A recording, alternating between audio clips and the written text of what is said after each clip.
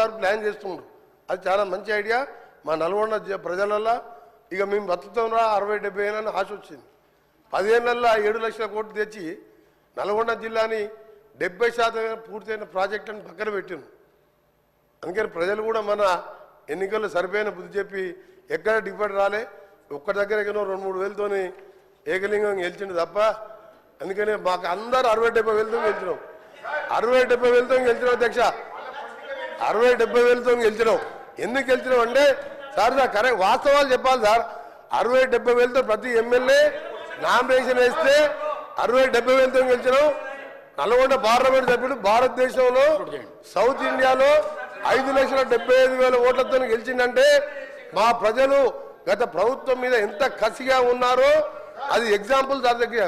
అందుకనే మీ ద్వారా మా మంత్రి గారిని, ఫైనాన్స్ మినిస్టర్ గారిని, గౌరవ ముఖ్యమంత్రి గారిని గ్రీన్ ఛానల్లో నల్గొండ జిల్లా అంటే ప్రపంచ పటంలో ఫ్లోరైడ్ నీళ్లు, మూసీ నీళ్లతో దుర్భర పరిస్థితుల్లో బతుకుతున్న జిల్లా. మీ ద్వారా వీళ్ళందరికీ రిక్వెస్ట్ చేస్తున్నా, మా మంత్రులందరూ కూడా సహకరించండి. 40 లక్షల మంది మా ప్రజల జీవితాలను కాపాడాలని పిల్లాయిపల్లి ధర్మారెడ్డితో పాటు గోదావరి నీళ్లు, గంధమల్ల ప్రాజెక్టు పైన మల్లన్న సాగర్ నిండా కడుపు నిండా 50 టీఎంసీ నీళ్లు దాచిపెట్టుకున్న అధ్యక్ష. 20,000 పెట్టి రిజర్వాయర్ కట్టిను. ఒక్క స్లూస్ పెడితే గంధమల్ల కడితే అధ్యక్ష నేను రైతుల గురించి మాట్లాడుతున్నా. గంధమల్ల రిజర్వాయర్కి ఇట్లా గంధమల్ల రిజర్వాయర్ ఒక 3 నెలల పని అధ్యక్ష. టెండర్లు పిలిచిండు గంధమల్ల రిజర్వాయర్ టెండర్లు పిలిచి టెండర్లు క్యాన్సిల్ చేసారు. సింగూరుకు 4,000 కోట్లు పైకి తీసుకుపోతాంటారు. మేమేం పాపం చేసినాం నల్గొండ జిల్లా వాళ్ళం? గంధమల్ల విజిట్ ఒక 800 కోట్లతోని 1.5 టీఎంసీ కెపాసిటీ 1.5 టీఎంసీ కెపాసిటీతోని 1,50,000 ఎకరాలు ఆలేరు కాన్ఫరెన్స్ లో మాకు నీళ్ళు వచ్చాయి అధ్యక్ష.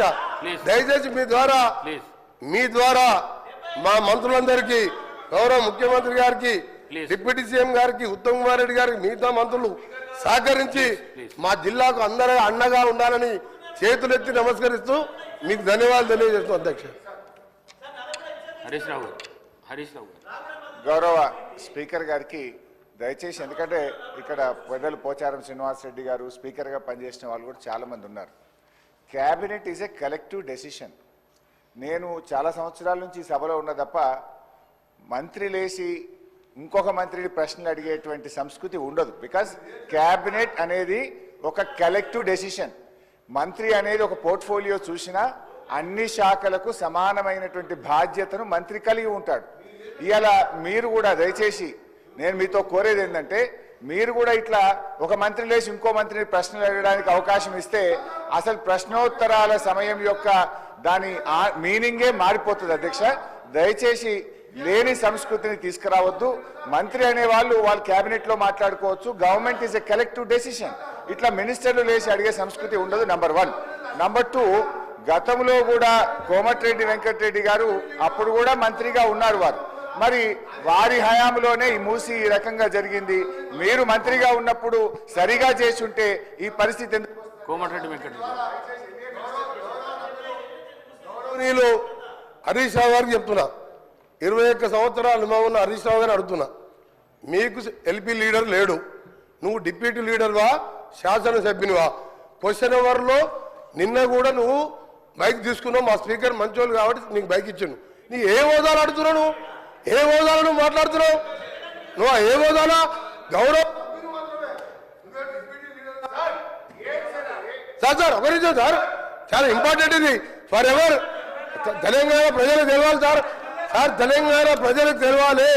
తెలంగాణ ప్రజలకు ప్రతిపక్ష నాయకుడు సంవత్సర కాలంగా సభకు రాకపోవడం ఈ సభనే కాదు, తెలంగాణ ప్రజలని అవమానపరిచినట్టుగా ప్రజలందరూ అనుకుంటారు అధ్యక్ష. ఈయన డిప్యూటీ లీడర్ సార్, ఈయన కార్యవర్గం ఏర్పాటు చేసినా ప్రతిసారి ఈయనకి ఎందుకు ఇస్తున్నాము అంటే మిమ్మల్ని అడగలేను, ఆయన అడిగే హక్కు లేదు, ఆయన మామూలు ఎమ్మెల్యే మాత్రమే. అందుకనే గౌరవ చెప్తున్నా, నా బాధతోని నల్గొండ ప్రజల కడుపులో ఆవేదన, ఫ్లోరైడ్ మూసీ నీళ్లు చచ్చిపోతున్నారు సార్. ప్రజలు పేదవాళ్ళు, డబ్బున్న వాళ్ళు హైదరాబాద్కి వచ్చిండ్రు, డబ్బు లేని దళితులు, గిరిజనులు నల్గొండలు చచ్చిపోతున్నారు. అంత కనికరం లేదు సార్ వీళ్ళకు. ఎస్ఎల్బిసి సొరంగం 70% పూర్తి చేశాం. ఇరిగేషన్ మినిస్టర్ గా ఉండి ఒక్కసారి సొరంగం రాలే. ఆయన నల్లగొండ గురించి కానీ నా గురించి మరి మాట్లాడే హక్కు లేదు అధ్యక్ష. ఆయన ఒక గౌరవ శాసనసభ్యుడు మాత్రమే, డిప్యూటీ లీడర్ కాదు, సిఎల్పి సెక్రటరీ కాదు, లీడర్ లేడు వాళ్లకు. వాళ్ళ సార్ మాట్లాడేది.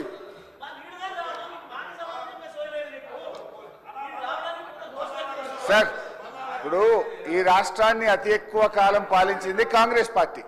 ఇవాళ మూసీలో ఇవాళ నల్గొండ జిల్లా ప్రజలు ఏదైనా బాధపడుతున్నారంటే దానికి ప్రథమ ముద్దాయి కాంగ్రెస్ పార్టీయే. ఎందుకంటే ఈ రాష్ట్రాన్ని ఎక్కువ రోజులు పాలించిందే కాంగ్రెస్ పార్టీ.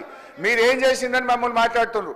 ఎస్ఆర్ఎస్పి స్టేజ్ 2 పనులు పూర్తి చేసి కాళేశ్వరం జలాలను నల్లగొండ జిల్లా తుంగతుర్తి, సూర్యాపేట, కోదాడ ప్రజలకు అందించిన పార్టీ బీఆర్ఎస్ పార్టీ. అధ్యక్ష అనవసరంగా ఒకరోజు చర్చ పెడదామంటే పెట్టండి. కాంగ్రెస్ పాలన ఏం చేసిందో మేమేం చేసాము. జరుగుతున్నది క్వశ్చన్ అవరు. క్వశ్చన్కు సూటిగా ప్రశ్నకు ఆన్సర్ జరిగితే 10 ప్రశ్నలు వచ్చేటువంటి అవకాశం ఉంటుంది. ప్రతిరోజు 3 ప్రశ్నలకు 4 ప్రశ్నలకే సభ పోతుంది కనుక దయచేసి మీరు ఒక్కొక్క ప్రశ్నను సూటిగా ప్రశ్న సమాధానం చెప్పేట్టు చూడండి. మంత్రులు లేచి రాజకీయ ప్రసంగాలు చేస్తే మేము ఇంటరప్ట్ చేయాల్సి వస్తుంది. దానికి అవకాశం ఇవ్వద్దని మిమ్మల్ని కోరుతున్నాం. గౌరవ సభ్యులు. Thank you sir. Sambasivarao. Sir, ఈ ప్రశ్నోత్తరాల సమయం చాలా కీలకమైంది. కానీ ఉద్దేశపూర్వకంగానే ఈ ప్రశ్నోత్తరాలని 1-2 ప్రశ్నలకే పరిమితం అయ్యే విధంగా సందర్భం